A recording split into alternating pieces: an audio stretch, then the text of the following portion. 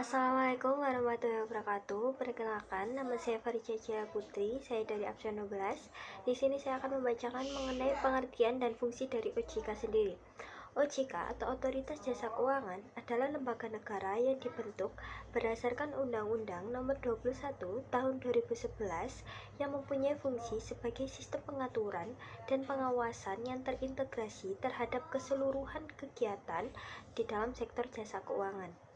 Untuk fungsi OJK sendiri, yang pertama yaitu memastikan bahwa seluruh kegiatan dalam sektor keuangan telah melalui tata cara yang terorganisasi dengan baik, adil, transparan, dan akuntabel.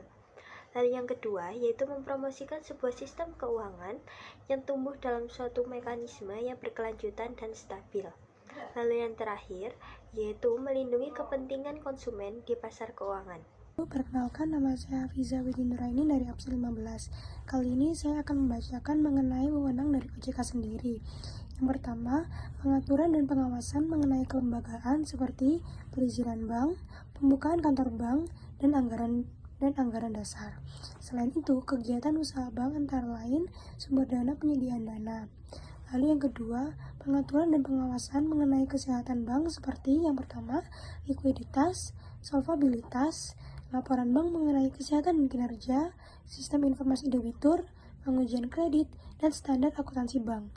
Lalu, yang ketiga, pengaturan dan pengawasan bank mengenai aspek kehati-hatian bank seperti manajemen risiko, tata kelola bank, dan prinsip mengenai nasabah. Lalu yang terakhir ataupun yang keempat yaitu pemeriksaan bank.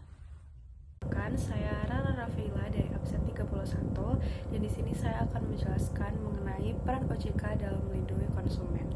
Jadi yang pertama yaitu OJK berwenang untuk memberikan izin usaha kepada penyelenggara pinjol yang memenuhi persyaratan.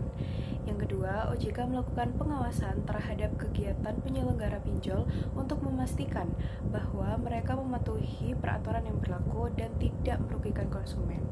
Yang ketiga yaitu OJK menyediakan berbagai sarana untuk melindungi konsumen pinjol, seperti menyediakan layanan pengaduan konsumen dan melakukan edukasi dan literasi keuangan kepada masyarakat. Sekian, wassalamualaikum warahmatullahi wabarakatuh.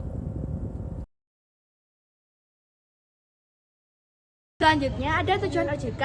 Yang pertama, OJK didirikan untuk menggantikan peran BAPEPAM LK, yaitu Badan Pengawas Pasar Modal dan Lembaga Keuangan. Yang kedua, agar kegiatan di dalam sektor jasa keuangan terselenggara secara teratur, adil, transparan, dan akuntabel.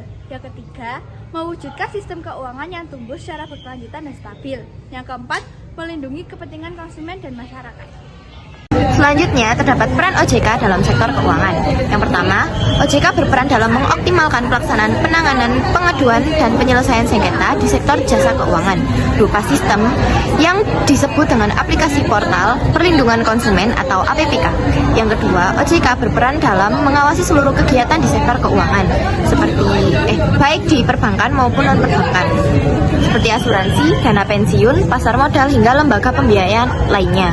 Yang ketiga, peran OJK sebagai lembaga negara melakukan sistem pengawasan dan pengaturan untuk mengintegrasi seluruh aktivitas di sektor jasa keuangan, mulai dari sektor perbankan dari pasar modal, kemudian sektor jasa keuangan non-bank seperti lembaga pembiayaan, dana pensiun, hingga asuransi.